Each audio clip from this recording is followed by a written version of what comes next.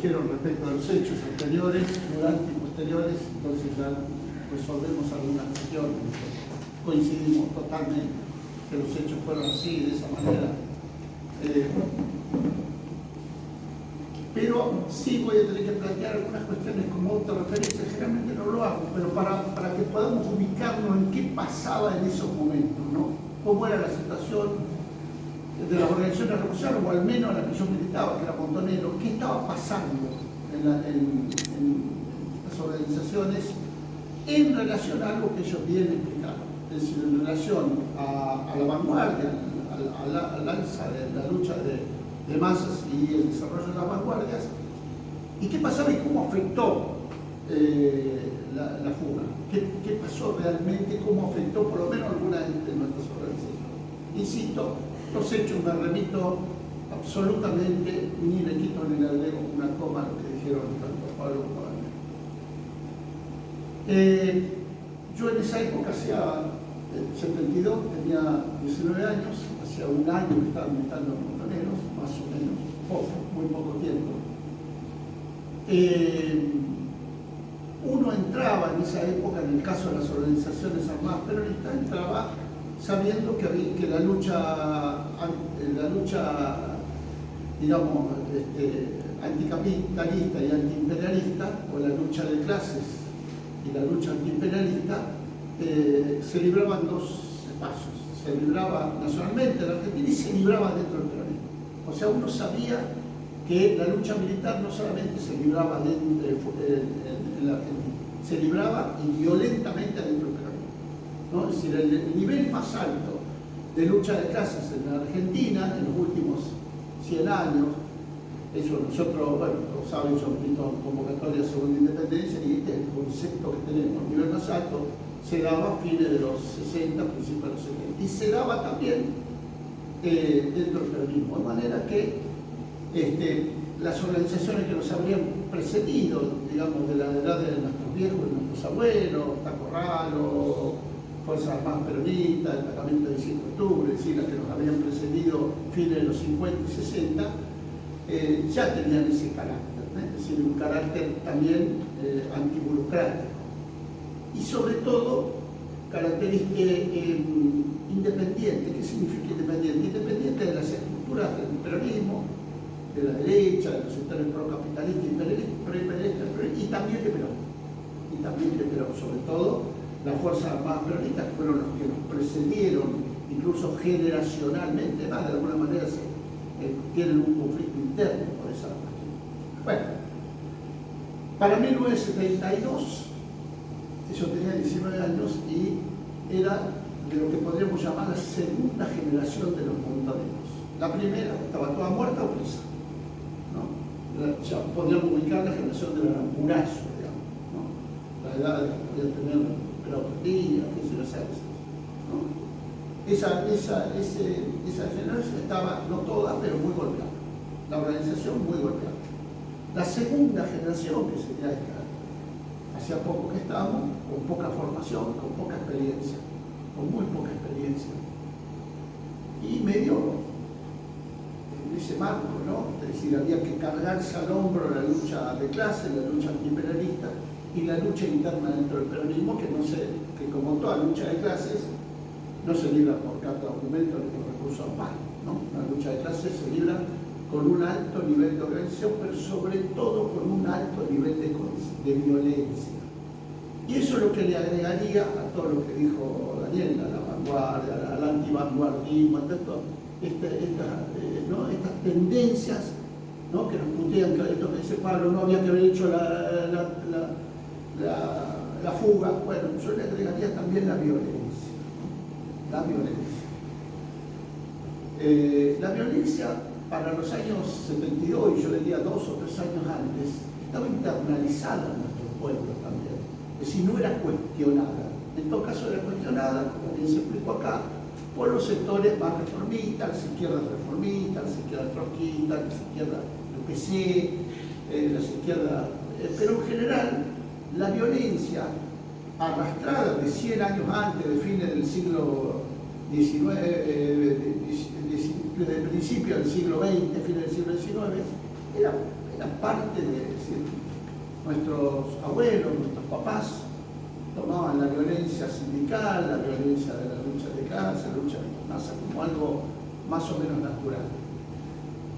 Eso nos permitía también a los de mi generación resolver algo que después Rodolfo Walsh dijo, ¿no? Esto de que las clases dominantes, famosa frase de las clases dominantes, quieren cortar la memoria con los hechos anteriores y entonces todo tiene que empezar de nuevo. Bueno, para los años 70, principios de los años 70, no pasaba tanto eso, porque es decir, los golpes, el golpe del 30, el golpe del 66, el golpe del 55, no alcanzaron a tener la magnitud del 76 de cortar la memoria histórica. Y entonces las referencias a luchas anteriores de las nuevas generaciones existían, mal, bien, pero existían, ¿no? Es decir, cualquier pibe de 20 años podía saber que 50 o 60 años antes estuvieron los anarquistas, los socialistas, la Revolución Cubana, la Argentina, la Vietnamita, ¿no? Entonces, efectivamente. Entonces, eso, para los años 72, si bien las organizaciones tenían, coincido con lo que dice Pablo, había como un parate, en parte por la especulación con las elecciones, en parte porque incluso parte de nuestras propias organizaciones también especulaban, si no estamos hablando con Daniel, también especulaban en esto que dice Daniel, claro, yo se lo escuché decir también al Vasco Bartolomé, dice, los compañeros de afuera no tenían el mismo convencimiento que nosotros, dice el Vasco además, ¿no? Entonces, bueno, porque tenía que ver con todo eso. Entonces, yo decía, para esos años, de pronto nos encontramos, nos desayunamos, esta generación de montoneros muy jóvenes. Para que tengan una idea, alguien de 28, 29, 30 años, primero no existía. Si existía, se decía el viejo fulano tenía 30 años. 32, 31, 29, el viejo fulano. ¿No? La generación de mis viejos, que tendrían 40 años, eran los viejos de la resistencia, tenían 40 años, como mucho. ¿No? Rosler, todos esos buenos tenían 40 años. Nosotros tenemos 20, ellos tienen 40. Bueno, entonces, ¿con qué nos encontramos? Nos encontramos con que se nos cae de encima de un día para otro, de la euforia, de la fuga. Esa noche nos vamos a dormir con los compañeros que se escaparon, con la bronca de los que no pudieron escaparse, y al otro día nos desayunamos con un masazo que moralmente era, es decir, los compañeros, la compañera, no sé cómo explicarle, pero fue un masazo, vos también lo viviste, ¿no? Un masazo, la muerte, el fusilamiento.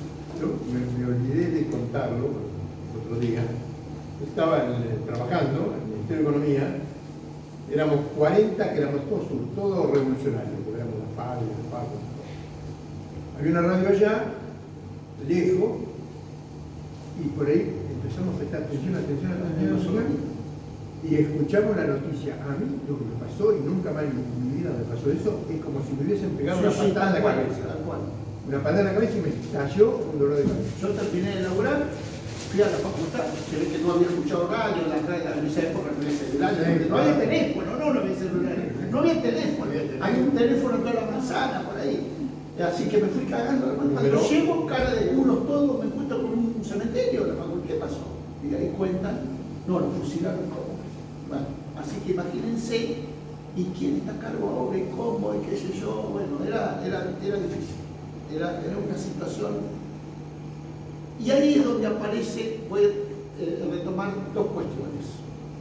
Una, la que bien desarrolló Daniel acá, que tiene que ver con la organización. Es ingeniería militar sin organización y sin disciplina no se hace. Pero me quiero referir a la organización, ¿por qué? Porque mientras voy relatando esto, estoy pensando en este momento lo que están haciendo mis compañeros en el Chaco, en Salta, de quienes se están formando, quienes están haciendo cosas, lo que nos cuesta, lo que cuesta donde hay 3 ser 4, no de 3, 30, donde tenemos 3 ser 4, ¿no? Lo que le cuesta a un compañero que ahora está en el Impenetrable, en Pampa Limpio, lo que le cuesta a un compañero que está ahora, no sé, en en Cipolletti, ¿no? En los lugares donde tenemos organización incipiente, el esfuerzo, lo que cuesta construir una organización y lo fácil que es perderla, lo fácil que es que en un momento la puedes perder por la represión del enemigo, pero también la puedes perder porque no formaste bien a los compañeros, porque, bueno, lo que vos acabaste de decir con el tema de la droga, ¿no? Cómo se te va al carajo algo de, ¿no? Es decir, lo que cuesta consolidar, ¿no? En este mismo momento, cuando uno esté pensando lo que costó en situaciones favorables, podríamos decir, porque los compañeros que estaban presos y las compañeras que estaban presos en este marco de alza de masa, de lucha de clase, no de alto nivel de conciencia, donde no había planes sociales, bolsa de comida, donde no estaba eso, si marchaste doy el plan, si no marchaste lo saco, te doy la bolsa de comida, si venís, si no, no, y no lo hacían solamente, no era, lamentablemente en los últimos 20 años no fue patrimonio solo de las derechas, de los intendentes, fue patrimonio de este espacio, también, de este espacio. Uno por ahí no lo puede decir públicamente, pero lo sabemos, todos lo sabemos. La corrupción, que hace 30 años era patrimonio casi exclusivamente de los conservadores, de la derecha, de los liberales, nos entró a nosotros mismos. Entonces, ¿qué pasa ahora? Movilizaciones, tipos que ponían 20.000 tipos a la calle, ponen 200. ¿Por qué? Porque no construyeron, no consolidaron. No pasaba eso en el 71, en el 72, pero lo concreto es que esto fue un golpe durísimo. Fue un golpe durísimo. Entonces, por eso tomo la importancia de la construcción política. O sea, nosotros a veces cuando explicamos a nuestros compañeros, Aramo dijo el poquito, bueno, los compañeros que hacen la formación nuestra, hacen un esfuerzo para que la formación no sea solamente información, que el compañero va, se informa y se va al carajo y está en su casa tranquilo, total, ya ahora sí, como viene, porque uso esto como... No, sino que puedan desde ahí ese compañero, esa compañera, donde son 2 ser 3, donde ser 3 ser 4, y consolidar de 4 pasar a 5, no de 4 a 3 o a 2, que son solo el colegio. Entonces, en los años, para agosto del 72, teníamos eso que había mostrado todo lo que dicen los compañeros, ¿no? Un alto nivel de conciencia, de disciplina, etc.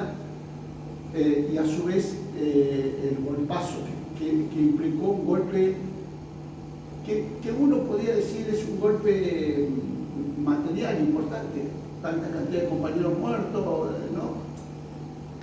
Sin embargo, 2 meses después no dábamos abasto, no solo nosotros, todas las organizaciones, no dábamos abasto para incorporar la cantidad de compañeras y compañeras que venían a pedir a militar en nuestra organización. A veces directamente a la estructura de cuadra, a los montoneros en este caso, y otras veces a la estructura de base, a la JP, a la JPC. No dábamos abasto. ¿Por qué? Bueno, lo explicó bien Pablo también, el tema de las concesisiones, y en eso, en todo lo que explicó Pablo, lo mencionó por arriba, pero yo quería profundizar un poquito el velorio del Partido Justicialista. Si hay algo que expresó el alto nivel de enfrentamiento, de lucha de clase, de lucha antiimperialista que se daba también en el peronismo, tuvo que ver con eso. Como bien dicen acá, ni Perón ni la dirigencia peronista en ese momento querían, porque pues, tenían la rosca, algunos con la luce, pero otros la tenían con los Sánchez, digamos, con lo que después vinieron, con Vidal, de lo que después vimos en el 76. Es decir, gran parte de la dirigencia, por eso nosotros decimos en convocatoria, se libró una lucha de clases dentro del peronismo. El enemigo leyó esa misma lucha de clase y el golpe militar vino a intervenir en esa lucha de clase. Vino a intervenir en la lucha de clase antiimperialista en la Argentina y también en el peronismo, haciendo cagar a los revolucionarios, a los sectores más combativos, y preservando al peronismo institucional, al peronismo que es lo que finalmente pervivió hasta hoy. En distintas variantes, variantes Menem, variantes progresistas, lo que puede. Entonces, ¿por qué digo esto? Porque hubo una presión muy grande de los sectores nuestros para que eso ocurriera, ¿no? Muy grande. Es cierto que sin Cámpora hubiera sido difícil, sin Abal Medina hubiera sido difícil, pero también sin todos nosotros en la calle. Yo nací, me crié en Mar del Plata, soy hincha de Civil, ahora estamos últimos, pero le ganamos a Boca en la cancha de Boca y arriba en la cancha de River. Digo, ¿no? ¿O no? Ganamos. Son datos. Claro, tiburón, qué sé yo, brevemente, no, tampoco quiero hacer, pero te ganamos. Datos son datos. Datos son datos, somos el tiburón. Bueno, vinimos del Mar del Plata y de La Plata, y cuando estaba el Consejo Superior del PJ reunido con Abad Medina, con Capra, prácticamente, no sé, yo calculo mínimo 15.000 pibes, que el mayor debía tener 26, 27 años. Le rodeamos el PJ que estaba en la Avenida La Plata, que ahora creo que hay una gomería, no sé qué, hay un negocio muy grande en la Avenida La Plata, y no lo dejamos salir al latero de la lata que viene al aeropuerto de la Avenida La Plata, me acuerdo de la policía. ¿Sí? ¿No? De acá no salen, muchachos, si no autorizan el velorio de los muertos. O sea que no le quito mérito ni a Cámpora, ni a Valmerina, ni a pero eran 2 o 3 frente a como 20, ¿no? Que los conocemos. Estaba Lorenzo Miguel, estaban todos los que conocimos, ¿no? Martorell, estaban todos los que conocemos, un facho terrible. Y después las consecuencias. Siempre me acuerdo, hay una imagen cuando entra Villar, habían recibido unos que le llamaban cargues, que eran como tanques, pero chicos. Chiquititos. Que debutan ahí, ¿no? Eso era así, lo debutan ahí. Entonces vos tenés un operador del carro, un conductor, un ametralladorista, y siempre me acuerdo verlo, digamos, como si fuera de acá donde estaba el flaco. Villar con medio cuerpo, ¿no? Entrando, rompiendo el coso y llegando hasta donde estaban los cadáveres, ¿no? Villar. Y dije, hijo de puta, algún día te vamos a ese cadáver, concha de tu madre. Bueno, así que imagínense el día que le metimos el caño en la lancha del Tigre y lo volamos a él y a la mujer, ¿no? Me acordaba esa mañana cuando me enteré. Y yo me acordaba la imagen de verlo al hijo de puta, ¿no? Estrenando los cables. Entonces, lo que quiero decir es, a veces, como ahora, cuesta mucho, y a veces golpes como estos retroceden, otras veces no, pero siempre y en todos los casos, esto sirve si podemos construir un germen de organización. Nosotros no podemos concebir la militancia política si no está ligada a la organización, si no está ligada a la construcción organizativa. Nos parece más bien testimonial, simbólica, no es algo que uno repudia, pero digo, la política, ¿no? Si no pasa si de un acuerdo político no se pasa a la organización, hay como una brecha ahí que es difícil, se abre cada vez más y es difícil. Lo que lograron los compañeros nuestros en esa etapa, los que se sacrificaron, los que dieron su vida y los que zafaron, y los que estuvieron hasta el golpe del 76, el desarrollo de todo esto, fue acortar esa brecha entre lo político y lo organizativo, ¿no? Cuando uno entraba a militar en los años 70, 71, 72, 73, era imposible concebir que la política no fuera a partir de la organización. Era imposible concebir que no fuera a partir de la lucha. Era imposible concebir que uno en eso tiene que pagar cosas, que jugar. No es que ahora uno tiene que convencer. Entraba a militar sabiendo que arriesgaba vida, libertades, etc. Entonces, si algo pudieron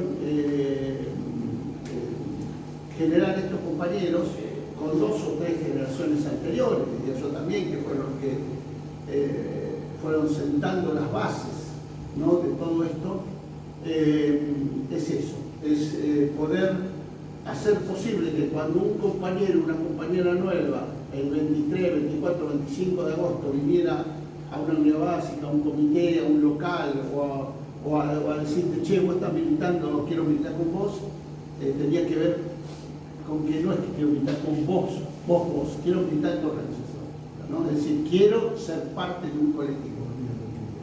No existía nada, después éramos con cara de 9 milímetros, claro. El independiente lo puteaba, claro.